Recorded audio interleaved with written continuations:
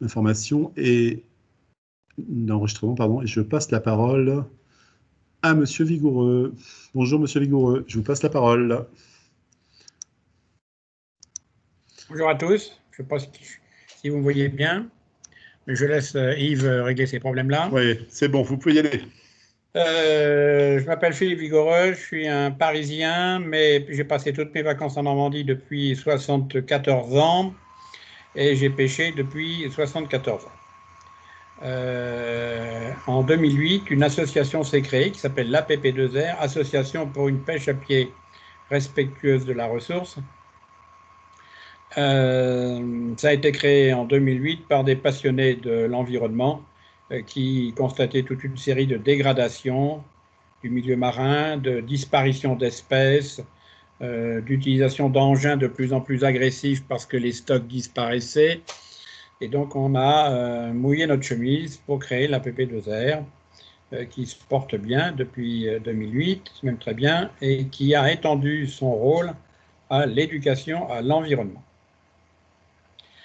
Et donc nous allons parler aujourd'hui, on a mis l'actualité, mais je vais aller un petit peu plus loin, je vais parler des enjeux de la pêche à pied dans la Manche en 2021.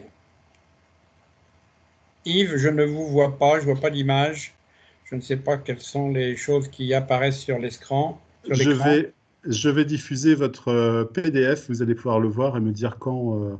Vous pourriez mettre la première page. Voilà.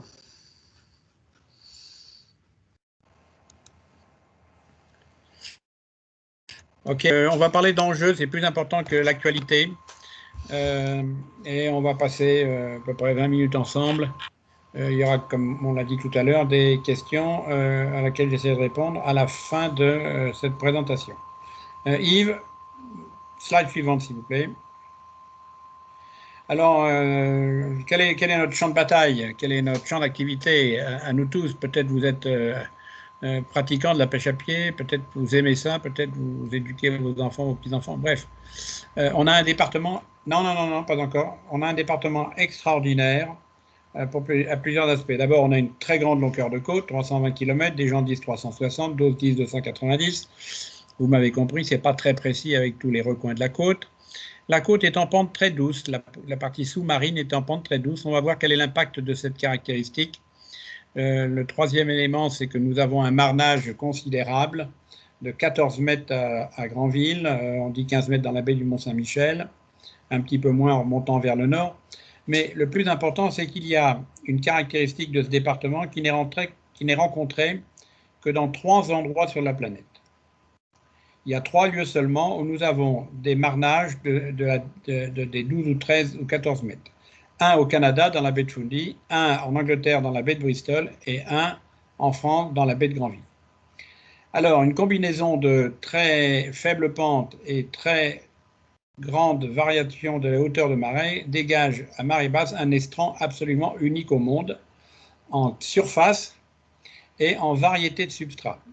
Si vous avez un estran comme dans la baie du Mont-Saint-Michel, il n'y a pas grand-chose à pêcher dans la baie du Mont-Saint-Michel, il n'y a que du sable. Alors qu'ici, sur la photo à côté, vous le voyez bien, il y a du gravillon, il peut y avoir de la vase, il peut y avoir du sable, et il peut y avoir des sols rocheux. C'est-à-dire qu'on a une quantité d'espèces absolument considérable. Je ne vais pas toutes vous les nommer ici, on n'a pas le temps, mais grosso modo, je résume en disant un paradis pour les pêcheurs à pied. Merci Yves. Alors, qui sont-ils ces pêcheurs à pied? Eh bien, c'est très clair, vous avez des jeunes et des vieux, mais 80% des pêcheurs à pied ont plus de 50 ans. C'est ce qu'on observe, ce sont des mesures statistiques que l'on a fait avec un jeune master, et 20% inférieurs à 50 ans. Yves, vous pouvez y aller. Alors, leur origine, ils sont essentiellement dans la Manche, pour 62%, et puis le reste vient des départements limitrophes ou d'autres départements de France. Donc on constate que la pêche à pied, je dis ça pour les opérateurs du tourisme, il y a 40% de personnes qui viennent en dehors du département et qui sont des consommateurs quand ils sont ici, de différentes façons. Qu'est-ce qu'on constate aussi dans les études que l'on a faites, c'est que les gens partent rarement tout seuls. Il y a une raison assez claire, je vais vous l'expliquer dans une minute. Ils sont grosso modo 2 tiers en groupe. et un tiers en solitaire. Le fait d'être solitaire à la pêche à pied, ça présente un risque, parce que s'il y a une chute, si vous chutez et que vous êtes une personne âgée, vous pouvez ne pas vous retrouver capable de remonter jusqu'à la plage. Vous êtes quelquefois à 4,5 km. Hier, on est allé pêcher avec ma femme, on était à 4 km de la côte, à 4,5 km de la côte. Et si vous êtes blessé, vous ne les ferez pas, et donc on retrouvera votre corps quelques semaines plus tard. OK? Alors, il y a beaucoup de monde dans ce département pour pêcher à la pêche à pied. Il y a beaucoup, beaucoup, beaucoup de monde. On a compté dans les actions de la PP2R, on ne manage bien que ce que l'on mesure. On a commencé à mesurer, il y a quelques années, le nombre d'actions de pêche. Une action de pêche, c'est le fait de partir à la pêche, de pêcher et de revenir. Ça fait environ 3 heures, dont 2 heures sur le terrain à peu près. Et dans la Manche, entre Carteret et Champeau, il y en a 120 000 par an, actions de pêche. Alors, on n'a pas compté au-delà de Carteret, au nord de Carteret, on n'a pas compté malheureusement sur la côte Est. Ça fait partie de nos objectifs avec des associations collègues, de savoir combien, j'imagine, il y a peut-être 150 000 par an, actions de pêche. Je parle sans avoir mesuré. On a aussi des phénomènes de concentration très forte aux grandes marées. Nous faisons partie d'un réseau national qui s'appelle Littorea, un très beau site internet, allez voir, mais ils organisent annuellement un comptage national et la PP2R y participe dans la Manche. Il y a d'autres associations, l'IOD à l'île de Léron, des associations de l'île de Ré. Bref, il y a une mesure nationale. Et dans la Manche, le 21 août de l'année dernière, 21 août 2020, il y avait 6 492 pêcheurs sur l'estran ouest. On a mesuré ça à la jumelle depuis 23 points différents, tout le long de la côte, entre Carteret et Champeau. Si on ajoute le chiffre qui a été mesuré Manche-Est, il y avait environ 2500 pêcheurs à pied sur la côte Est. Au total, la journée du 21 août, il y avait 10 000 personnes pêchant à pied dans la Manche. Donc vous vous rendez compte de la taille des populations qui vont là pour leur plaisir, pour la joie de cette grande sortie. Le temps était très beau, il y avait un petit vent frais. Ça a permis d'avoir beaucoup de monde qui se sont amusés ce jour-là. C'est pas toujours pareil, il y a des jours où il y a beaucoup moins de monde parce qu'il y a les facteurs externes qui influencent la fréquentation. Ben, il y a la météo, il pleut des cordes, ben, les gens resteront chez eux. Le jour dans la semaine, il y a plus de monde le samedi et le dimanche que le reste de la semaine. L'hiver, il y a moins de monde que l'été. Et on est en vacances ou on n'est pas. Donc vous voyez, tous ces facteurs externes conduisent à des journées où il y a seulement 4000 personnes. Mais l'important, c'est de savoir quel est le maximum atteint, parce que ça donne un impact, ça donne une idée de l'impact que tous ces gens peuvent avoir sur le milieu marin. Ça me conduit à la slide d'après. Je pense que vous aurez des questions sur celle que je viens de vous montrer. Alors, quels sont les impacts? Quand vous avez 10 000 personnes, je me concentre sur la Manche maintenant, quand vous avez 10 000 personnes qui pêchent une journée, ça a forcément un impact sur le stock de biomasse. Le stock de biomasse, c'est la quantité en tonnes par espèce qui est mesurée statistiquement par différents experts et qui peuvent vous dire que la palourde, il y en a peut-être 500 kg au kilomètre carré, mais ce stock de biomasse n'est pas illimité. Si on prélève trop sur le stock, il n'aura pas la possibilité de se renouveler. Et nous avons vu des espèces disparaître, en tout cas dans le coin d'Agon-Coutainville, où je suis actuellement. Il y a la crevette grise que je pêchais quand j'étais gamin, elle a disparu. Il y avait le lançon que je pêchais quand j'étais gamin, il a disparu. Il y a des espèces qui ont disparu et qui reviennent. Il y a la sole, par exemple, qui est réapparue. Le homard se porte bien parce qu'il y a eu des mesures de protection. La praire se porte pas mal. Hier, on est allé pêcher, comme je vous le disais. Il y avait beaucoup de monde. Il y avait 600 personnes à peu près qui pêchaient près de la tour du Ronquet. Et tout le monde était à peu près content de sa pêche. Mais elle ne se pêche, par exemple, la praire que 6 mois par an. Donc, impact de cette quantité sur la biomasse.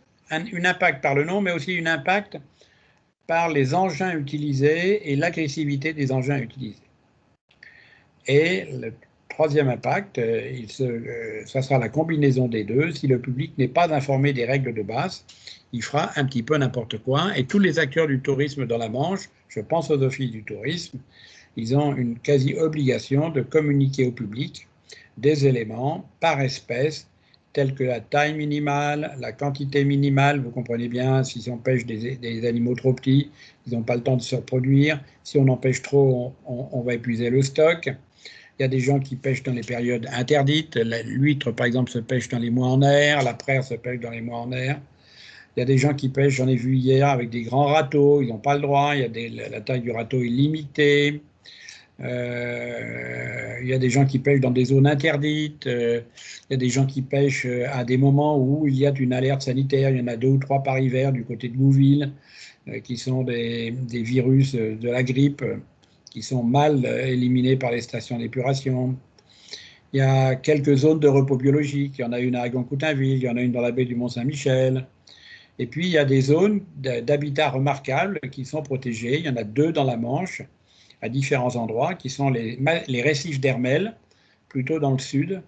Ce sont des espèces de petites, comment dire, je vais appeler des petites montagnes d'1 mètre de haut, 1,50 m de haut, qui sont construites par des petits vers, les hermels, qui agglomèrent le sable et qui sont un recueil de biodiversité absolument remarquable. Il y a un autre habitat qui est remarquable, c'est vous êtes sûrement allé vous promener à marée basse, ce sont les bancs de zoster. Zoster, c'est une espèce d'herbe verte qui pousse dans la mer, c'est une herbe, elle a des racines, et elle accueille des reproductions d'animaux. Le bouquet vient se reproduire dans les zoster, les crabes viennent se reproduire dans les zoster, plein de poissons. Et ces herbes, la zoster a été décimée, cette herbe a été décimée au siècle dernier et au siècle précédent. Et on faisait des coussins, les sièges de wagons de 3e classe à la SNCF. On faisait des matelas pour l'armée. Ça avait la possibilité de sécher bien, d'être antiseptique et de rester un peu élastique, même en vieillissant. Donc, vous voyez toutes ces contraintes, toutes ces règles qu'il faut appliquer. Et si on veut que la Manche reste un département attractif en termes de pêche à pied, une démarche environnementale s'impose. Et tous les acteurs du tourisme ont une quasi, je dirais, éthique de participer à cette démarche à caractère environnemental. Alors, ça me conduit à la slide d'après. Donc, tout ce public de visiteurs et même des gens locaux, ils vieillissent, donc une nouvelle génération apparaît. Donc, tous ces gens, tous ces nouveaux, si j'ose dire, qui arrivent tous les ans, il faut les accueillir, il faut les informer, voire aller un petit peu plus loin si vous avez du temps, voire les sensibiliser. Et puis les éduquer sur un risque que j'ai évoqué tout à l'heure, sur lequel je reviens, même s'ils ont de l'importance, c'est le risque sanitaire. C'est difficile à suivre, pour tout dire, c'est les mairies qui communiquent les derniers chiffres, qui sont les zones interdites par l'Agence régionale de santé, une contamination. Quelquefois, ces règles s'appliquent aussi aux pêcheurs professionnels, à la conchyliculture, mais pas systématiquement. On peut interdire la pêche à pied, mais autoriser en même temps la culture des huîtres, parce que la profession a la possibilité de nettoyer un petit peu, faire séjourner ces huîtres dans des bacs où elles acquièrent une certaine pureté, elles éliminent les virus. Il y a un deuxième risque que vous avez assigné, c'est le risque d'encerclement. Tous les ans, on a 1 ou 2 morts dans la Manche, peut-être plus. Les gens sont tellement passionnés par leur pêche qu'ils ne regardent pas l'heure de la marée basse. Ils ne la connaissent pas d'ailleurs. Ils se disent on partira en même temps que les autres, mais ils n'ont pas la même vitesse que les autres. Et en particulier du côté de Saint-Martin-de-Bréal, c'est fréquent de voir des hélicoptères ramasser au dernier moment des gens qui se sont fait prendre par la marée basse.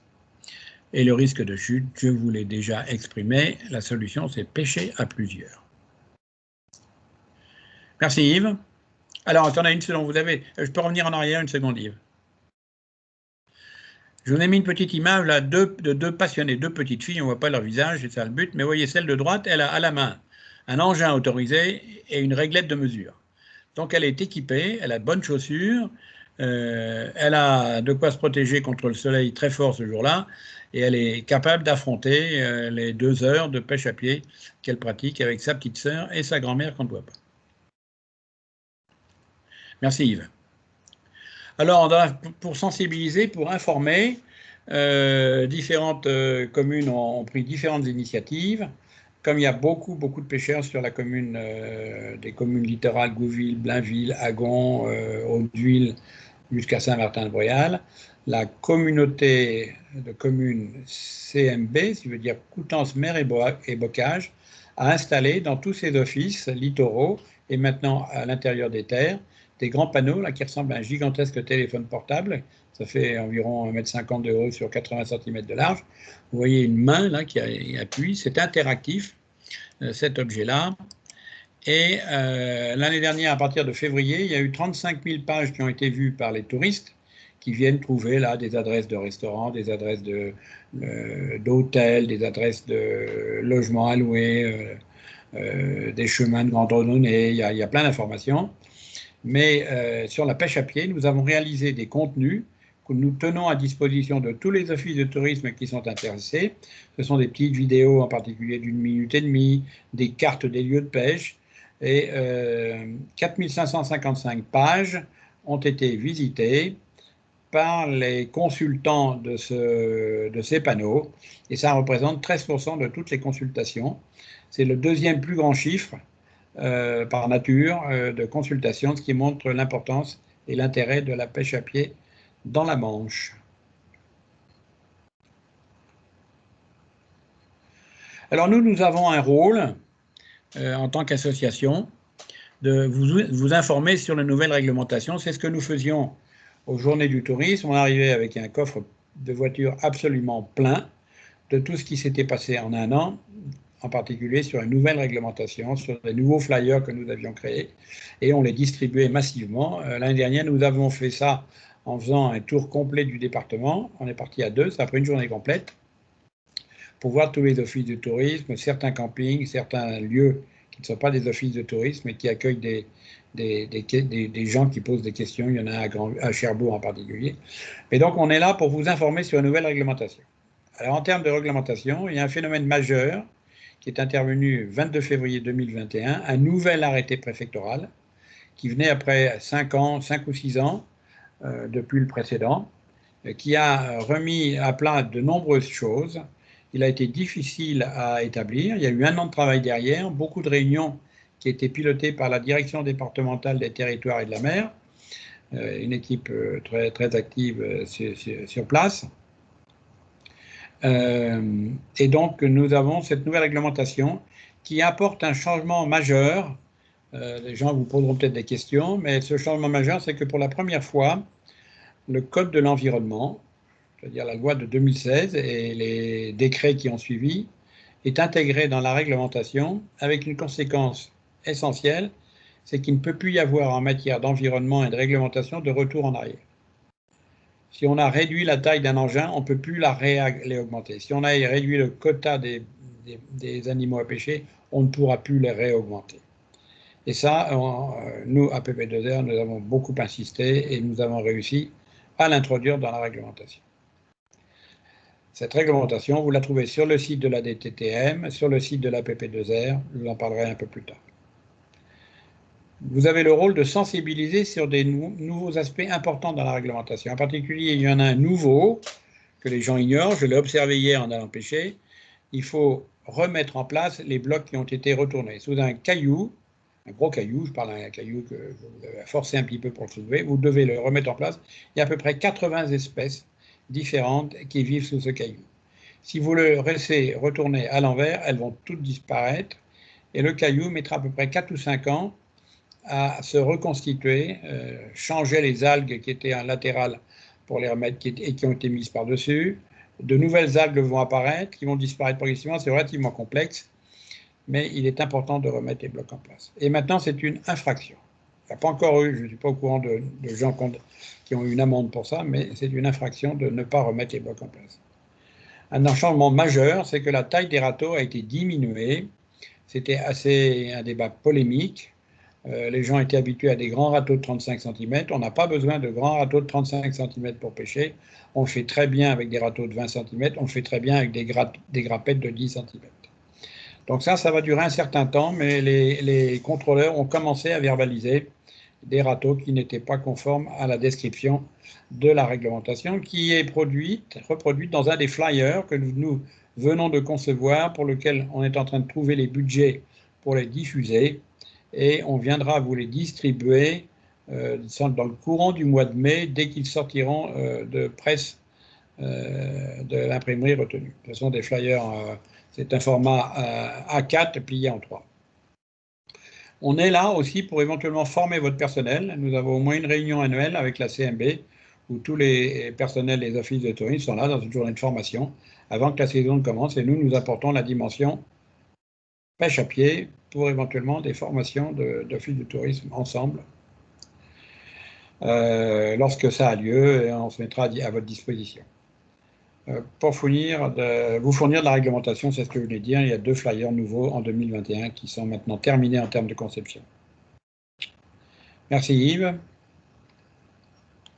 Alors, nous avons un rôle à votre égard. Nous avons un rôle direct à l'égard du public pour vous dire un petit peu des initiatives que nous avons prises. On n'est pas seulement un maître d'école derrière son bureau, on met les mains dans le cambouis.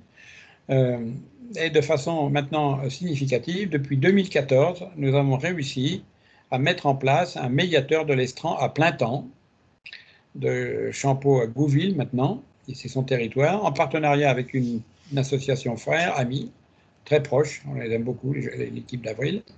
Ce médiateur s'appelle Maxime Spagnol, mais il intervient aussi à la demande. Maintenant, il fait partie du personnel de la communauté de communes. On a obtenu un financement de l'agence de l'eau, on a obtenu des financements 80% et des financements de la communauté de communes de Coutances. Et nous allons sans doute compléter son financement par des crédits de l'OFB. Et ce garçon-là est très brillant, très actif. Il connaît beaucoup de choses, il est à votre disposition. On a créé, vous aurez à la fin sur une slide son numéro de téléphone. On a créé un écomusée saisonnier à Goncoutainville. Il y a 3 pavillons. Là, vous voyez le pavillon pêche à pied. Il y en a un à gauche et un à droite. Cette année, il y aura un pavillon sur la production du sel dans la Manche. Il y a des salines. Vous avez le mot saline revient à plusieurs reprises. Saline dans la baie du Mont-Saint-Michel, saline à Briqueville. Et donc, il y avait des gens qui produisaient du sel. Et on reviendra sur ce souvenir historique dans un pavillon, et il y en a un autre où seront présentées des collections de coquillages avec des noms, et les gens devront les retrouver. Il y a des bacs à sable où les enfants viennent gratter et retrouver des bestioles. Après ça, les mesurer et trouver leur nom. Donc il y a plein d'activités. Nous avons formé depuis le début de l'association 1500 personnes au cours de sessions de formation aux méthodes de pêche douce, c'est-à-dire avec des engins légers, en remettant les blocs en place, en n'utilisant pas de râteau. Et on a remis un prix l'année dernière à la 1500e personne formée par la PP2R. On a des sorties nature sur les curiosités de l'estran, faites par un grand professionnel qui s'appelle Florian Barca, qui travaille en Bretagne, mais qui a été formé ici au début, qui aime bien retrouver son territoire. On a un site internet app2r.org, vous trouverez ça à la fin. On a des malles pédagogiques à disposition. Chaque exposition, les 2 expositions latérales que je vous ai évoquées, elles font l'objet d'une malle pédagogique que nous tenons à disposition. Nous les prêtons à des écoles, nous les prêtons à des offices de tourisme, nous les prêtons à des agences bancaires pour continuer le travail d'information et d'éducation du public. Nous organisons un concours photo tous les 2 ans. Et 2021 est l'année du concours photo. Retrouvez ça sur le site APP2R. Le concours est lancé. Il y a toutes les conditions sur le site de APP2R. Et puis, on ne fait pas que des choses d'éducation. On met la main à la pâte avec les visiteurs du musée, avec les familles motivées. On fait des nettoyages de plage régulièrement pour les différentes communes qui nous entourent. Maintenant, je vais glisser un peu vers une forme de conclusion. Ça nous laissera un petit peu de temps pour parler. Quelques pistes pour le futur. Je vous laisse lire. Moi, j'ai un rêve, je vais vous le dire. J'ai un rêve, c'est que notre estran extraordinaire devienne un jour un site patrimonial remarquable, comme peuvent exister les gorges de l'Ardèche, le cirque de Gavarnie et autres, et que ceci soit un élément suffisamment attractif pour qu'il y ait plus de gens qui viennent pêcher dans les règles de l'art sur nos côtes de la Manche. Et on pourrait mettre ça dans le cadre d'une stratégie de faire de la Manche un modèle de développement durable dans le domaine maritime.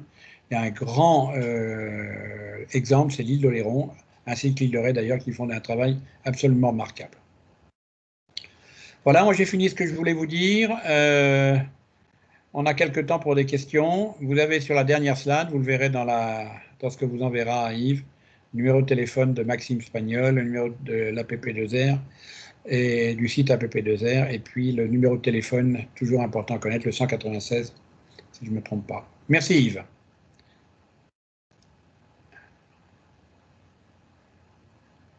Alors, j'ai, Philippe, quelques questions qui nous ont été posées que je vais vous retransmettre. Alors, pas forcément dans l'ordre. Donc, Madame Filuso, qui est super étonnée qu'il y ait 10 000 personnes en même temps, et elle dit quelle pression sur les milieux. Et 7500 sur la côte ouest. Oui. Alors, une question qu'elle pose, c'est pourquoi la sole est-elle revenue? Comment est-elle revenue? Est-ce que c'est parce que le milieu s'est amélioré?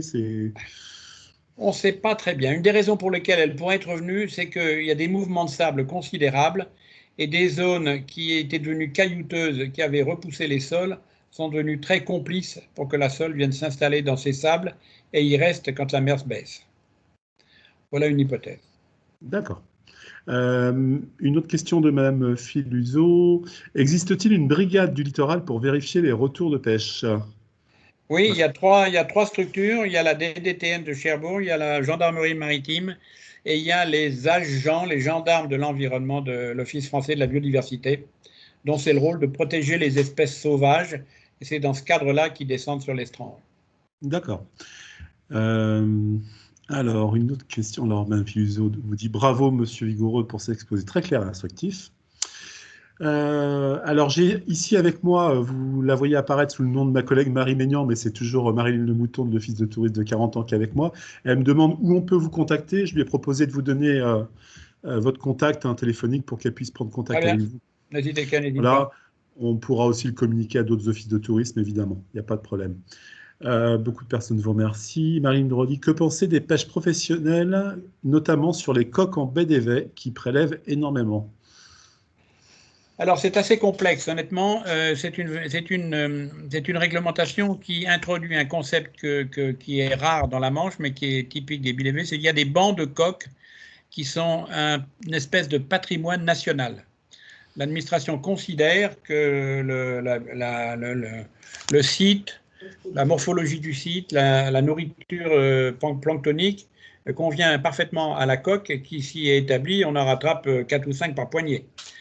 Alors, de temps en temps, l'administration autorise des professionnels à venir faire des prélèvements. Ils ont 15 jours, ils y vont avec leur vélo, leur sac de 25 kilos, et ils ramènent beaucoup de coques. Et de temps en temps, il y a des journées autorisées aux pêcheurs à pied de loisirs. D'accord. Donc, je crois qu'on a fait le tour des questions. Je crois qu'on a fait le tour des questions. Donc, voilà. Avez-vous d'autres questions à poser? On peut adhérer à l'association? Oui. Alors, j'ai une question encore de Madame Filuso qui demande, enfin, qui dit qu'elle va adhérer à l'APP2R. Donc, je suppose qu'il suffit de se rendre sur votre site. Absolument, oui. On aura votre contact pour pouvoir adhérer et vous rencontrer. Volontiers. Donc, est-ce que vous pouvez rappeler l'adresse internet de votre site, Monsieur Vigoureux? C'est app2r.org. Voilà, donc notez-le bien. Majuscule ou minuscule, app le chiffre 2 et la lettre R, app2r.org. Ok, bon, de toute façon, on va mettre cette conférence en ligne sur notre site latitude-manche.fr. Vous pourrez évidemment le consulter et retrouver à cette occasion toutes les informations pour vous mettre en contact avec la PP2R et Monsieur Vigoureux. J'ai une autre personne qui est en train d'écrire une question. Voilà. Donc Claire Legrand, qui est de l'Office de tourisme du Cotentin, qui nous dit n'hésitez pas à nous envoyer vos actualités pour les mettre dans nos bureaux ou nos sites internet. Monsieur Vigoureux, je me permettrai de vous donner les contacts de l'ensemble des offices de tourisme, même si vous les avez. Je suppose. C'est bien d'avoir un récapitulatif, oui, ça nous permet. Voilà, et je vous donnerai les noms en fait de toutes les personnes. Et évidemment, si vous avez d'autres questions, vous n'hésitez pas à revenir vers Latitude Manche et nous retransmettra à Monsieur Vigoureux. Donc, je vous remercie tous de bien avoir voulu assister à cette conférence. Encore une fois, n'hésitez pas à revenir vers l'APP2R ou vers nous et on vous mettra en contact. Bonne journée à tous. Monsieur Vigoureux, au revoir. Merci. Je vous rappellerai un petit peu plus tard pour reparler de la conférence.